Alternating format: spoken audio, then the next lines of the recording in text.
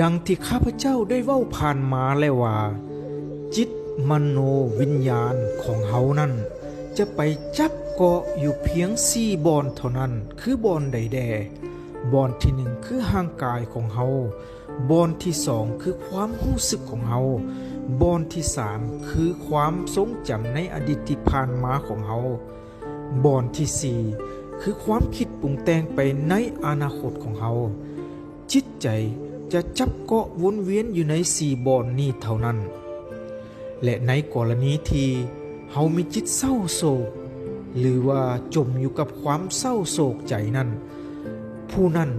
จะต้องผ่านเหตุการณ์อันใดอันหนึ่งที่กระทบกระเทือนในชีวิตจิตใจของเขาผ่านมา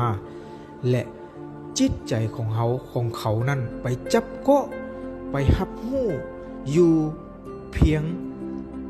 ความทรงจำในอดีตที่ผ่านมาเท่านั้นไปจับเกาะอยู่อดีตที่ผ่านมาไปรับรู้อยู่กับอดีตที่ผ่านมาไปจมอยู่กับอดีตที่ผ่านมาภาพเก่าๆเข้ามาในจิตใจเฮ็ดให้เกิดความเศร้าโศกบ่สามารถดึงจิตตัวเองออกมาจากความทรงจำในอดีต